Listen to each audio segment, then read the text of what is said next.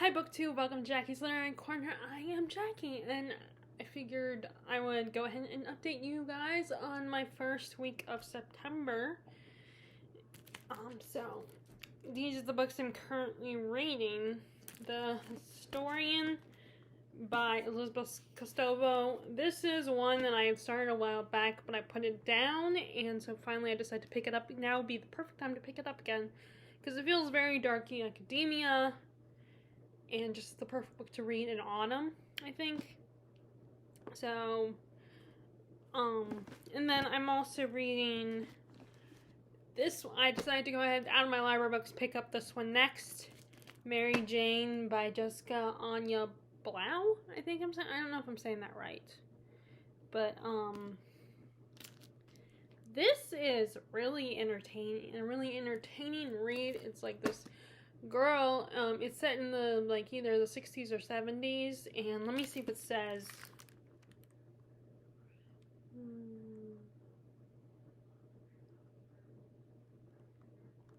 I can't find what year. Coming of age. Oh, it says 19. So she's in the 70s in Baltimore. So I'm kind of appreciate that she's in Baltimore, which, you know, I don't read a lot of Maryland set books. Even historical fiction, I don't think I read a lot of historical fiction. And then, well, I guess this is historical fiction. She lives in Baltimore. She lives a kind of sheltered life in the 70s. Her parents are the perfect Presbyterian people. You know, they pray every night for dinner. They pray to, you know, they add Gerald Ford, who's the president at the time, to their prayers. Mary Jane's mom is very much, we have to be a certain way, and, you know, you have to act like a certain type of lady, and, you know, certain things are not appropriate at the dinner table. And Mary Jane ends up, and she's 14, she ends up getting a job during the summer while her friends are away at camp to be a babysitter to, I think the girl is 5, I think that's what they said. I think they said she was 5.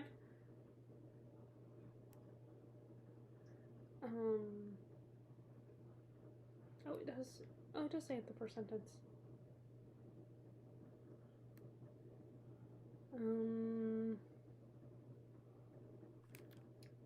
I do not know. It doesn't. I want to say. I think she's 5.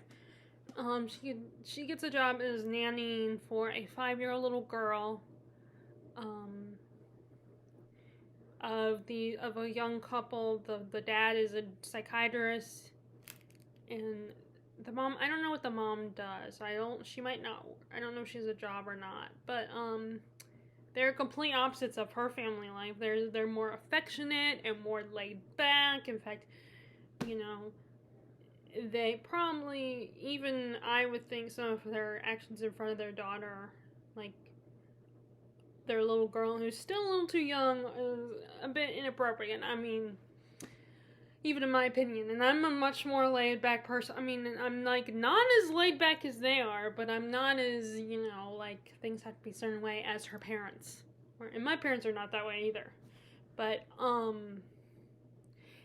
and while she's living there, this rock star and his girlfriend, his girlfriend, who is an actress, move in with them, move in the family, because the dad, the rock star, is a patient of the dad's, of the doctor's, and he's a drug addict. So they're trying to, you know, he's treating them while he's living with them, while they're living with them. And it's just really interesting, and sorry I cannot come up with a better word than interesting, to look the differences between her life at home versus how things are going, how her life has what her life has become since living with these people. She is part of their family, and it's just very, you know, I really like seeing the differences. You know, Mary Jane's mom is very much a, like, she reminds me of like, you know, a 1950s mom, like, and like Mary Jane is just being exposed to things that her mom would like freak out about. Like her mom would be like, "Oh no, you're too young to be exposed to that." And it's just, I wonder if it's gonna eventually blow up in Mary Jane's face. If her mom's gonna eventually find out, like she's gonna accidentally allow her mom to find out or something. I'm just anticipating that moment when everything just blows up, because I feel like in books like this, that inevitably happens, and that ends up being the climax, is that the person finds out and she gets in trouble, and then finally the truth comes out. And and I was just thinking about how this book kind of reminds me of the 90s movie Now and Then. Now that one is sent, the kids are only the girls, when we flash back to when they're kids, it's 69, so it's right before when this book takes place, and they're 12. But funnily enough, I think they are more aware of things, or at least 3 of them are. One of them, one member of the group in that movie doesn't know a lot, because she, like Mary Jane, is very sheltered, and she's not as exposed to certain things. And Mary Jane is being exposed to these, like, for the first time ever, and she's at that age where she's, like, gonna be curious about stuff, and, like, sex and all that, and she's gonna want to know about it, and her brain is gonna be absorbing all this stuff, so it's gonna change her. It's gonna alter her a lot in how she sees the world. But I'm really enjoying it, and I want to get it done soon so that I can return it, because I want other people to discover this book. Because it wasn't at the library, and the library had to kind of call and buy the book for me. And she did say she feels like this will do really well, and I think other people would be interested. So I want to be able to return to the library so other people can discover this book. Not because I want to get rid of it and I don't like it, because obviously I love it. I just want... And I might do, like, I might end up buying a copy of it. That's what happened with Miss March. By Virginia Saito. I borrowed it from the library originally, and then I one day was like, what the heck, I'll buy it, because I really did enjoy it. Which is funny, both these books are Olive from Book Olive recommendations, which makes me consider, like, I consider also Amor Towles also, although I ended up donating after I bought it, Rules of Civility, which I did like, but I didn't absolutely love it, which maybe it's the key. Borrowing the books first, and then, if I end up loving it, then I'll buy it. But the problem with that system is that my library is not a big library, and it, of course, they're not going to keep books that aren't going to be borrowed that often. So there's no guarantee. And then, of course, I found out after, and I think I told this story, how the other day I saw that they had only one Sarah J. Maas series, and that, well, actually 2, I think. They had the Throne of Glass series, and then her newest one, which was in the YA section of the library. And so finally I told the librarian that I was most comfortable talking about this with. I was like, that book is not YA, it's adult. And we talked about it a little bit, and it led to the conversation of how, like, Sarah J. Maas's books are very mature. And that's why, like, the A Court of Thorns and Roses series is not at the library, because she feels like it's a little too much for this community and the young people who live here. So she does not hold that at the library. And this woman walked in with her teenage daughters, and she, her daughter, and she was a little concerned, and I told her that, yeah, it's a little mature, and maybe you should wait, because the daughter was kind of young, like, I don't know if she's like 13 or 14, and so it's like, of course, I'm not a mom, so I don't know, and I did kind of say, well, maybe wait at least until she's 16 at the youngest, for Sarah J. Maas, but she probably would rather wait until she's like 18. Or, or not living, away at college or something. But, yeah, so I was thinking about that. And actually, I think about it, I do not remember why I brought that story up. And I did that, like, I think about something, and then I'm like, oh, here's the story, and I tell you guys about it, and then I don't remember why I brought it up once I've gone through the story. But, I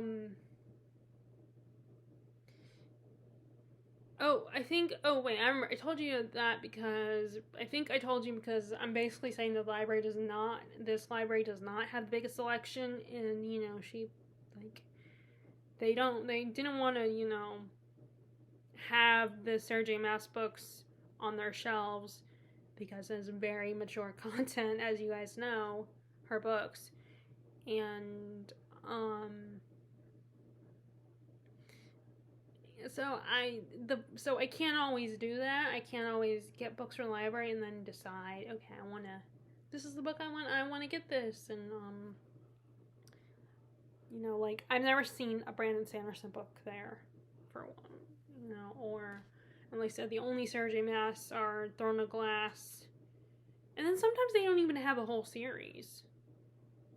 I didn't even see City of Brass there. I was hoping to get that series, get the next book in that series, but that wasn't there, and it's not even on Libby.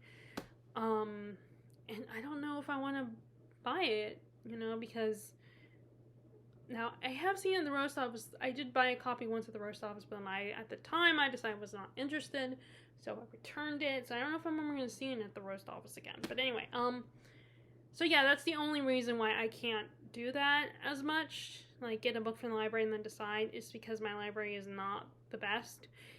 And the one library, and then there's the library at Southern Pine, which I've never been, but it's bigger, and I still gotta either take Uber or be driven there. So that's a little bit of a hassle as well. I mean, that's a bit more of a hassle. So even if it has a better selection, there's no, it's a hassle to get there. But anyway, luckily there's this one, and then the book Miss March, I was able to borrow from the library and then decide I want to get them.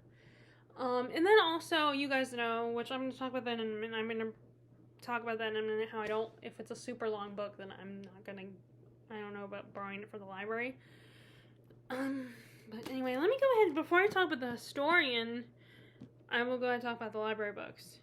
Is there anything else I want to say about this? Because I don't want to give away too much, because I think once I'm done with this, I'll probably do a review. But yeah, I find this really interesting. It's only 16 chapters, so it's not super long. It's one of those books where there's not a lot of chapters, but they're long chapters. So I do have mixed feelings on that. I have very two minds about that idea of a book that doesn't have as many chapters, but the chapters are longer.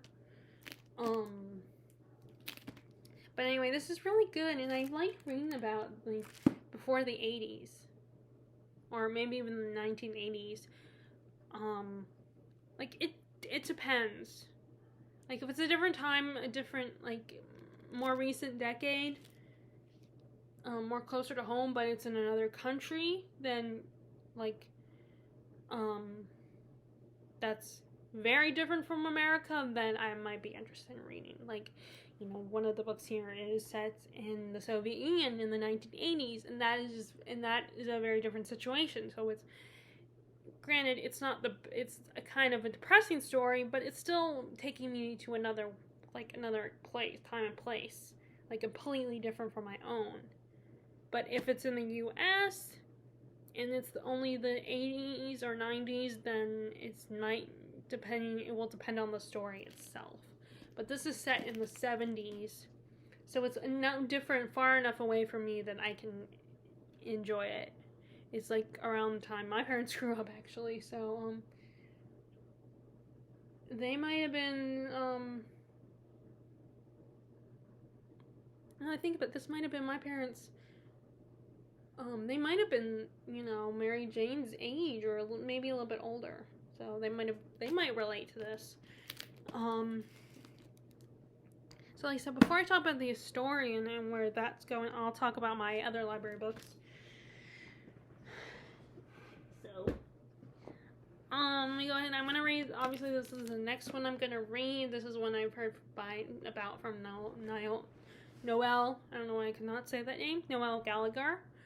I figured this would be a great book to read at this time, because it's this girl who's obsessed with thrillers and let me see what it says. Oh, slasher films from like the 80s. So I thought this would be a really good book to be reading right now, so I borrowed it last time I went. But I wanted to read Mary Jane go ahead and read Mary Jane because the librarian last time I went to return and renew asked me if I had started it yet because she was there when I picked it up. Because like I said, they had to order it and then I was not. And then they called me and let me know it was there. I was worried that like I would have to return some books and I didn't have.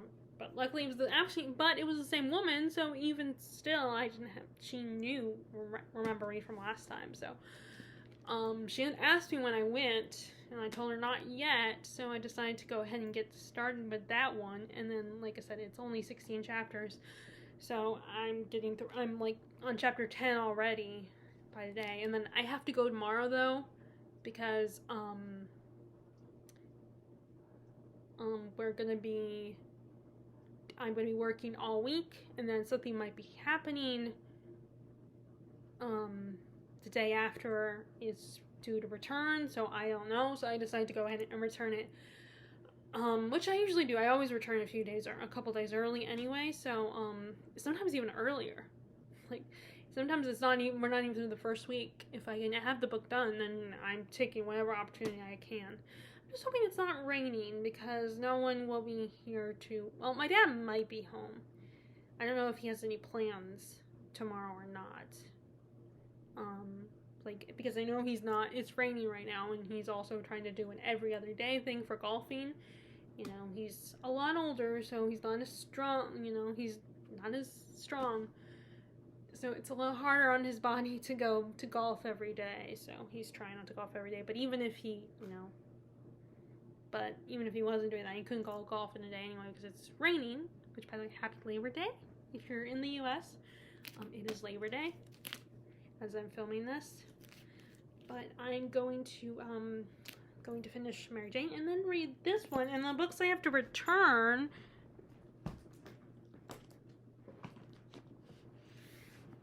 These are the books I have to return. So The Orchard, I actually finished. I just talked about this. I was thinking about doing a review, but I don't know how good a review it will be.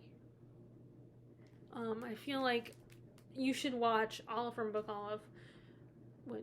She does some of the best reviews, in my opinion, of books like this. She sounds very succinct. You can understand her. She probably edits her videos, I'm sure, to get rid of the ums and the long pauses and the quick, stuff like when I disappear because I forgot to grab something to show you guys, or like I'm picking something off the floor. But I don't know how to edit that much, and I need someone to go over that whole process with me. But unfortunately, no one in my family can help me with that. But anyway, so check out her Olive from Book Olive's review of this book. She's probably has more knowledge of this type of history than I do also. She loves Russia. It's her passion, I guess you could say. And this is actually one of the few fiction books about Russia that I think she actually really enjoys. Like, I don't think she's had the best experience with fiction about Russia. Like, even some of the classics I don't think she loves, or she hasn't read them yet. But like I said, she does a better review than I do. But this was really good, very engaging, very tragic. I knew like how the teenagers in this were fans of Queen. I thought that was really cool. It was kind of interesting to learn about what was going on in the Soviet Union I keep wanting to say Russia was technically the Soviet Union at the time. And I just kept hoping that our main character Anya would one day be able to leave that country and live a better, more independent and free life. But I also know that this is her home. This is where her family is. So of course she's not going to want to leave. And then I feel like in those kinds of situations, when you finally do leave, it's hard to go back and to reconnect with those left behind. There's a lot of tension there, and that's kind of what, towards the end of the book, we get a little bit of that. Which I guess, I'm sorry guys, I think I kind of spoiled a little bit of the book. But anyway, I also love this cover. But yeah, I guess those are... Oh! I didn't even notice in the cover the silhouettes of the people. It must be our main characters. I did not realize that. Although it's only 3.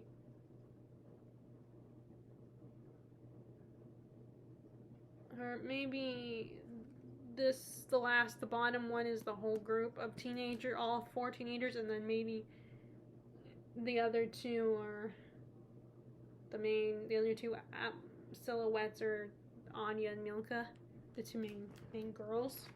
But I did not notice that. I didn't look at it. Okay, so I'm going to return that one, and then I decided that even though I'm not finished with this one, I'm going to return it. And that's where I'm going to talk about, once again, my issue with longer books. So, like I said, and I know I've explained this a million times before, but I always feel like I've justified this, that I'm not DNFing this permanently. I want to buy it, either on Thrift Books or it's on my Amazon wish list as well, because I don't like the pressure of knowing that I feel guilty because I keep having to renew it, because there's no way I can get this done within 2 weeks. I can't. And I don't want to have to I know I can renew it, but I don't want to keep doing that, because then I end up feeling, because one day I'm going to have to actually return it. And this is going to take me more, like I said, this is going to take me even more than 4 weeks to read. It's going to take me more than a month, probably. And I'm just also not in the mood anymore for it. Like, this feels more like a summary, Like, there's certain biographies, I think, and memoirs that I would rather read during the summer, and this one is one of them. So I want to be able to, read it and then put it down for, months at a time, and then be able to pick it up later and come back to it. So I don't like that feeling of pressure, knowing that, okay, I have to get through this within, 2 weeks or maybe 4 weeks so I can return it, or 8 weeks. Which, granted, I don't think I would have to worry about anyone else being like, okay, I want this book, so now you have to return it. But I do like it. I am enjoying it. It is very, I like learning more about, although I've never read a biography about Scott Fitzgerald himself, but I do feel like I know a lot about him, but I don't know a lot about Zelda Fitzgerald, his wife. I don't even know if there's a biography in our library of him. I know there's I only saw this one, and it got me excited. But I should have got it sooner during the summer, so I could still keep myself in the mood. But I'm going to buy it, like I said, either on Thrift Books, as long as it's still on Thrift Books, or, like I said, I put it on my Amazon wishlist. But I'm trying to wait before I order anything on Thrift Books. Especially because, I'm trying to stick to the, not go over budget, the budget I set for myself, because 2 months in a row I did that.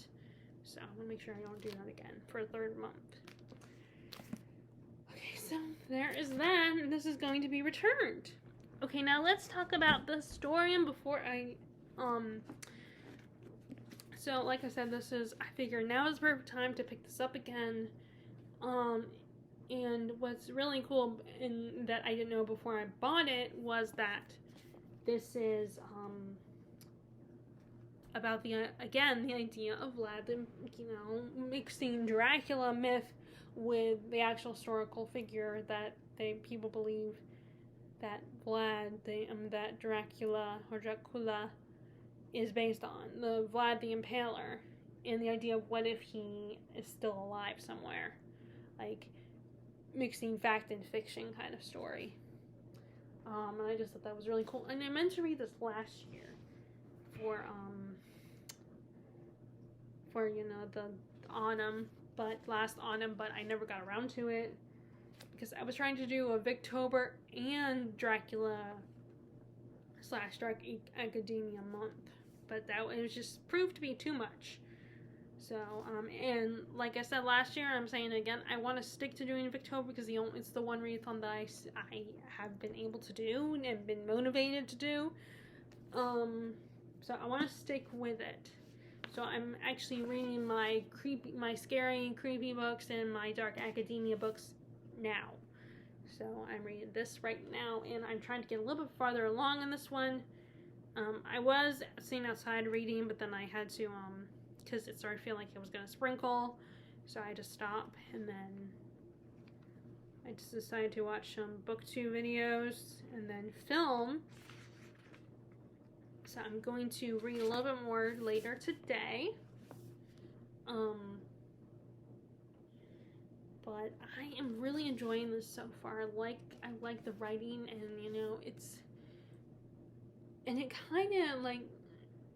it kind of makes me think a little bit of the Discovering Witches also, because our main character and her father are historians, they're academics.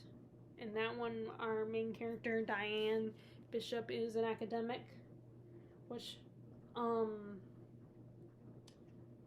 and she's working with a vampire. So, I'm still trying to decide if I want to pick up that one, and then pick up The Name of the Rose. I feel like, though, I think I should pick up, this was the author's debut. But I think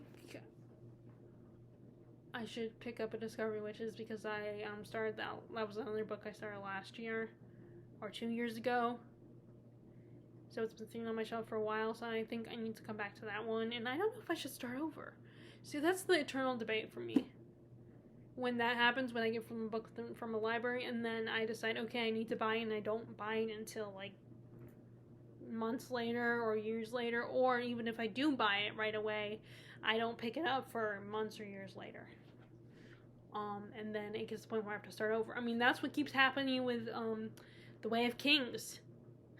I keep picking it up and then putting it down, and as I've said before, it's not that I don't want to read it, it's a commitment issue for me. But anyway, this book keeps going back and forth between the present day of the story, which is the 70s, I think. And our main character, she discovered her dad receiving a letter saying that, revealing some information that he's discovered, and he's concerned, and he knows it's dangerous, and he has to pass it down to his successor. And she asked her dad about it, and he talks about his old mentor and how he discovered that Dracul the historical figure, not the Bram Stoker character, that he might be alive still, that he might actually be an undead. And so it's going back and forth between the present day and then her father telling the story. But he doesn't want to tell her all at once. The only way he can get it out is in pieces, because it's just too hard for him. It's too terrifying, too much for him to remember. So he tells her in bits and pieces. Meanwhile, she's doing her own research to try to understand it and to figure out the truth. Now, I don't know, because for some reason I was thinking that something's going to happen to her dad. He's going to die, and that she's going to take over for him. But I don't know. I mean, it hasn't happened yet, but we still got a while to go, so. So I also read another short story, The Raft, from the Skeleton Crew, and then I will read at some point this month. I will read The Word Processor of the Gods. I don't know if I'll read any more from this collection, but what's nice about a collection of short stories is you can get away with reading it periodically. Like, you don't have to get it all read in one sitting. You can read some of the stories and then put it down. And this is not the only collection of short stories that I've recently got, which actually brings me to one of the things that I normally don't.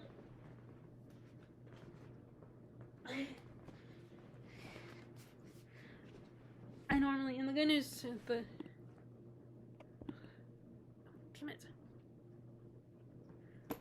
Sorry, I'm wondering what you guys see when my screen disappears. This brings me to another collection of short stories I recently bought. So I already had a copy of this author's work, but it was one of those Barnes & Noble big bind up collections of all this author's work, or most of their work, in one big book. And it's a hardback book with a dust jacket, and I ended up motivated, so I ended up listening to this author's some of his short stories on an audiobook collection, but I didn't like the narrator. So, but I did get through them. I just couldn't really, and I'm sure by now if you've been paying attention, you probably know what I'm talking about. And that is H.P. Lovecraft. And I had a little bit of cash on me, and my mom was going to Aldi's, so I went with her thinking, I'll just go with her to Aldi's. And then when it happened, she was like, or I could drop you off at BAM. And at first, I realized I don't have my purse because I don't bring my purse with me to work. But then I do always carry a little bit of cash and a little with me when I go to work. So she was, we decided to check and see how much cash I had, so to see if I might be able to use that cash. So I don't have anything except for a few dollars in that purse. In that bag, with me. And I did have a hard time deciding, but I finally settled on this because I only had enough for one book. So I chose to get this one in honor of the season, the spooky season, and that is The Call Cthulhu? Cthulhu. Is it Cthulhu? By H.P. Lovecraft. Which I know that H.P. Lovecraft, there are things about him that but I still, because he's one of the early of science fiction horror stories, so I decided to get it anyway, so I can read it and be more comfortable with reading and taking it with me. So this has The Call of Cthulhu. This one in here, the Dagon, that's in the Barnes & Noble hardback one. The Statement of Randolph Carter, Facts Concerning the Late Arthur Jermyn and His Family, Cellophane, Naira,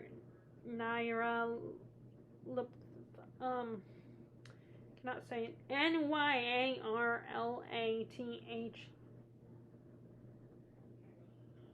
I don't know how to say that. Nyarlathotep. I don't know. The Picture of the House, The Outsider, Herbert West, Reanimator, The Hound, Rats on the Walls, The Festival, Cool Air, Call of Cthulhu, The Color of Space, Whisper in the Darkness, The Shadow in His Mouth, The Hunter of the Dark. Now, I don't know if any of those were in that audiobook. It had 7 of his works that were being read in his audiobook. In that audiobook. So I don't know if any of those are in there were read, but I'm going to read this one.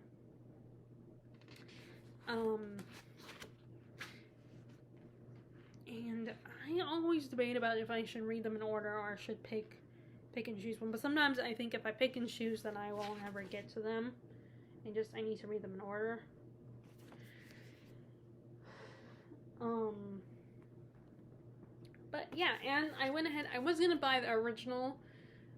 There was an original copy of the Penguin edition one, but then I was like, you know what? If I'm only getting one book, then maybe I should get just a special version that I can still afford. So I got the Penguin Deluxe Edition. It has the deckled edges, which I personally like. I know not everybody loves deckled edges, and I get why. They can be a little hard.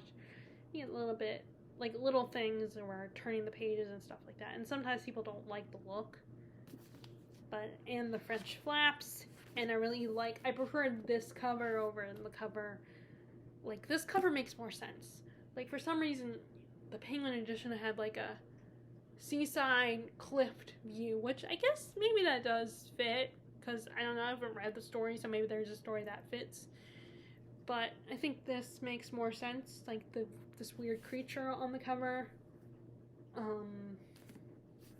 Because, like, I mean, it says weird stories. And he's known for science fiction horror type stories. And then this. And you know what this one makes me think of? If you ever seen the movie Spy Kids, it makes me think of one of the creatures that, in the movie Spy Kids.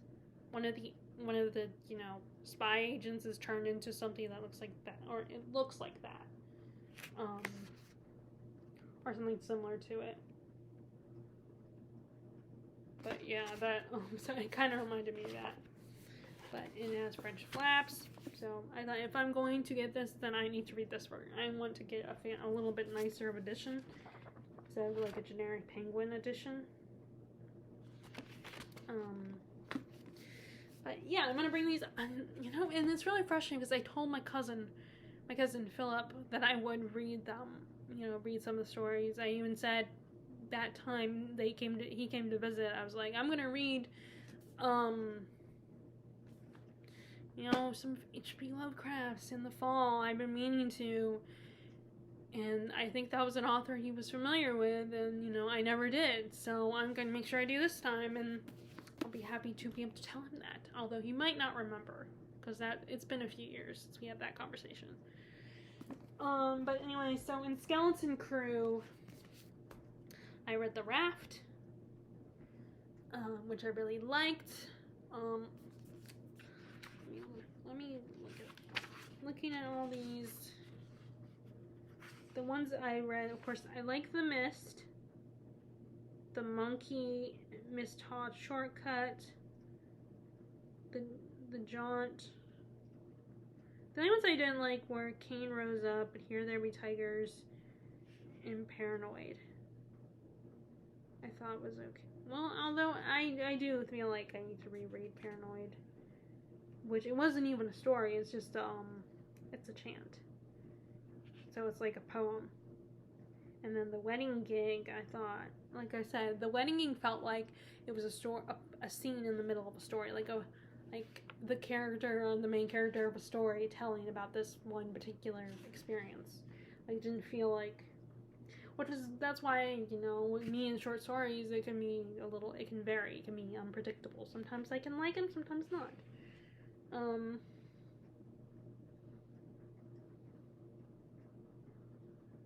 But yeah, I've not read any of the other ones. There's a lot that I need to read.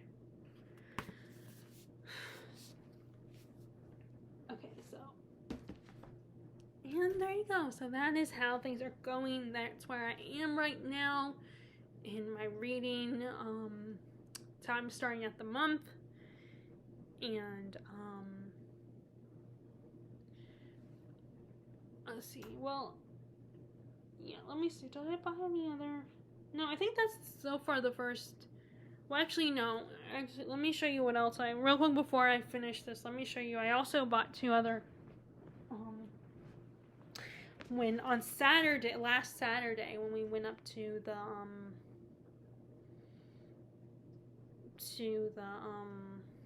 up to the village, I just went in and asked my dad if I could hang out go to the Roast Office bookshop. So I bought 2 books, and again, like nonfiction. I've been more, because I've had trouble finding books that called me in the fiction section, which is the rest of the store.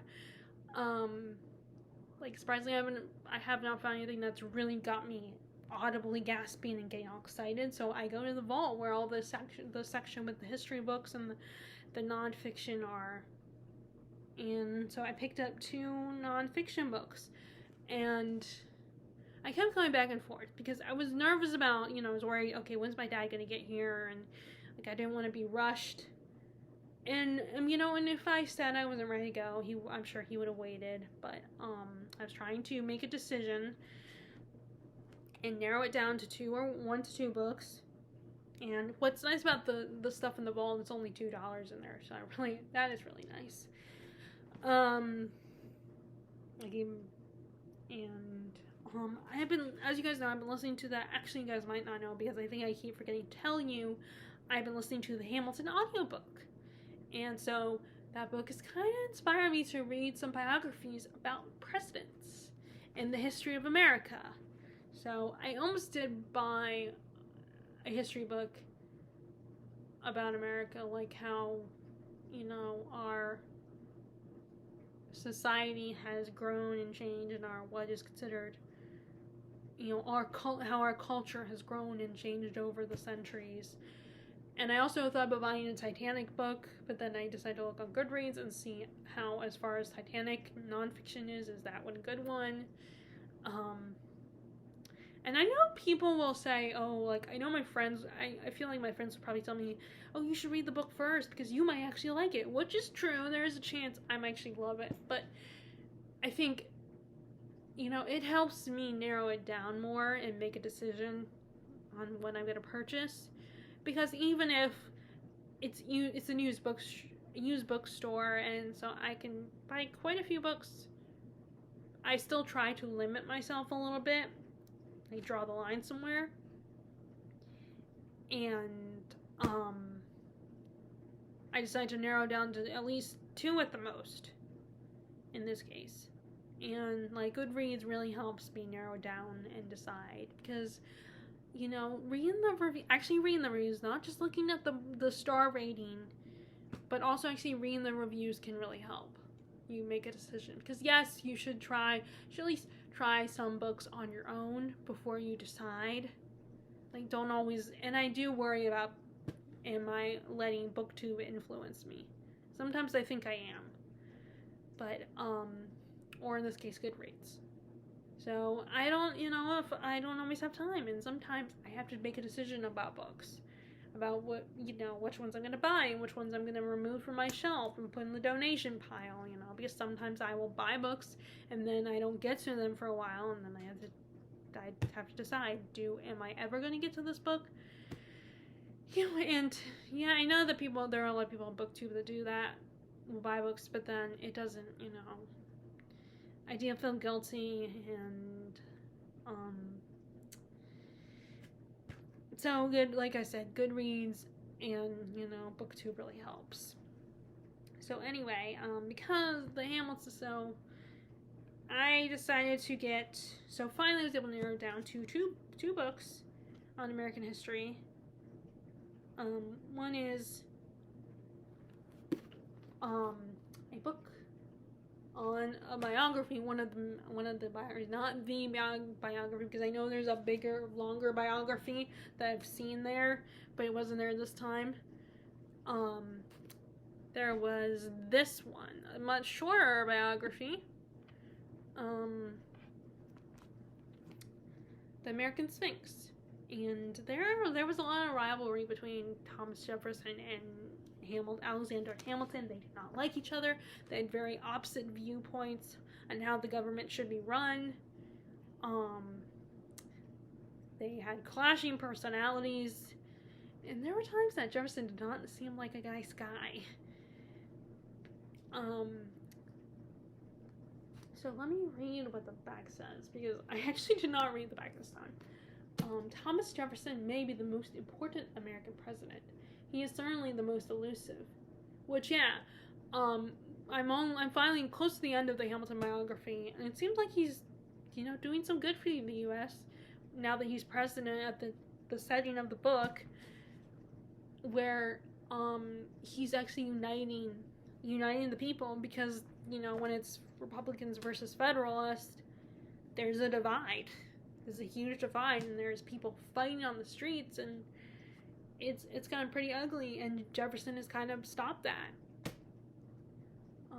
He has at different times been claimed by Southern secessionists and Northern abolitionists, New Deal liberals, and neoconservatives. I mean, now the historical Joseph J. Ellis restores our most enigmatic national icon to human dimensions, with insight, sympathy, and superb style. Following his subject from the drafting of the Declaration of Independence to his retirement in Monticello, Ellis unravels the contradictions of the Jeffersonian character. He gives us the slave-holding libertarian who was capable of decrying miscegenation while maintaining an intimate relationship with the slave Sally Hemings, the enemy of the government power who exercised it audaciously as president.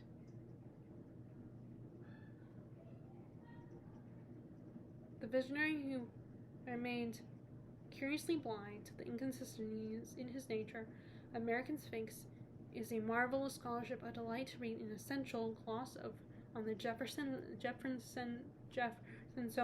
legacy.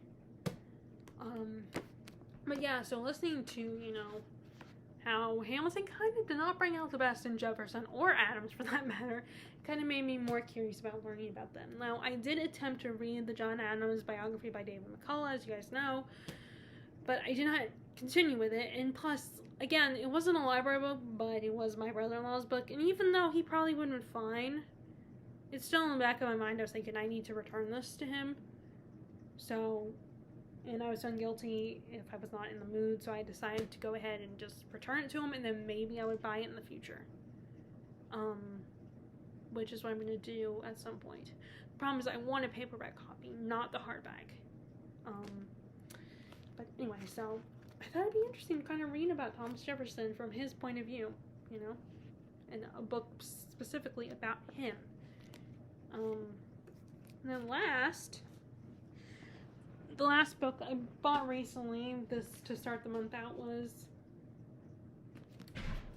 this one, which Hamilton, he was not around during Hamilton's time, so there's, but I did take the field trip to Ford's Theater, and crossing the path that John Wilkes Booth took after he shot this guy, when he shot Lincoln, which I would love to do that again, now that I'm a little bit older and more appreciative of it, and can really, enjoy it more, and I'd love to see those locations again, because I think it's not the best field trip to be taking for elementary school kids, but I guess they gotta take field trips, and it has to be educational, so, but this is The Team of Rivals, the political genius of Abraham Lincoln. So let's read the back of this one. This brilliant multiple biography centered on Lincoln's mastery of men, and how it shaped the most significant presidency in the nation's history. Okay, and here are some blurbs. Splendid, beautifully written, Goodwin has brilliantly woven scores of contemporary accounts into a fluid narrative.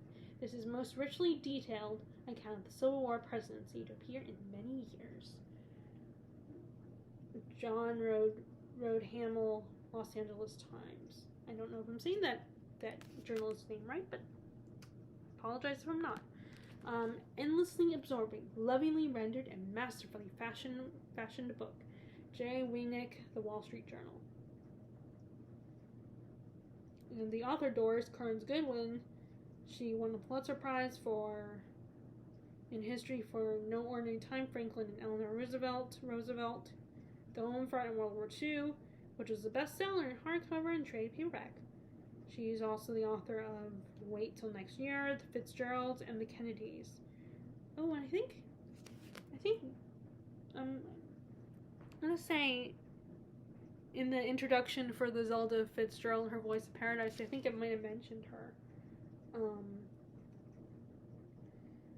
And Lyndon Johnson and the American Dream. She's in Concord. Which that's where, That's where Little Women takes place.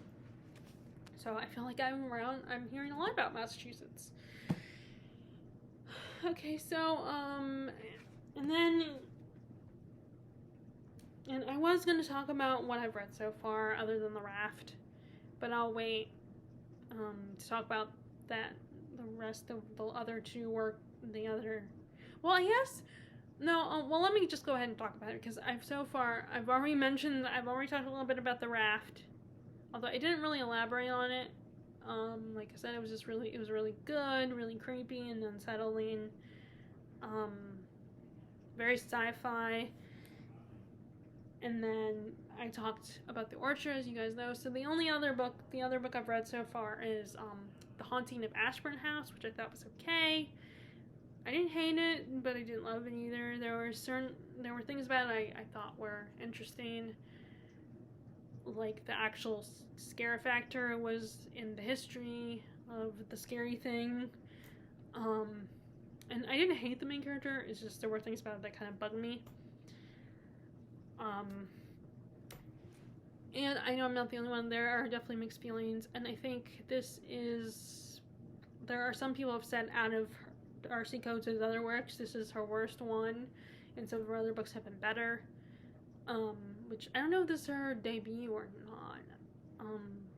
And there is a whole collection in the horror shelf at BAM, there is a whole collection of Darcy Coates books. So I'm not entirely walking away from Darcy Coates. But if I buy her books, I would rather not just buy it separately. I'd rather buy her book with another book. Like, that's how I feel. If it's something that I'm not like a hardcore fan of, and I decide, and I don't see it at a used bookstore, but I do want to buy it, just to read it, or it's not at the library, I should add, because, I ended up, if I'm going to buy a copy and spend my money on something that I'm not 100% sure on, then I would like to buy something that I have a better chance of being excited about along with it. Unless I absolutely have to buy one book, and at the moment I'm interested and I'm intrigued and excited. But anyway, so so that's the other one I read. It's one of the more scarier books for the autumn season that I've read so far, and including The Raft. Like I said, I'm gonna read The Word Processor of the Gods soon. And I don't know if I'll read another one in this collection or not, but I might save some other ones for October as well. And I could potentially get it done if I get myself to remember to pick it up and read some of the stories. I could potentially get it done within the rest of autumn. Anyway, so would love to hear how your guys' reading is going for the month of September. Feel free to share in the comments below. I hope you're enjoying your reading, and if you like this video, please give it a thumbs up. Click subscribe if you haven't already and you like this video. And I hope you are enjoying your time right now, whatever you're doing, whether you're reading or doing something else. And I will talk to y'all later. All right, bye!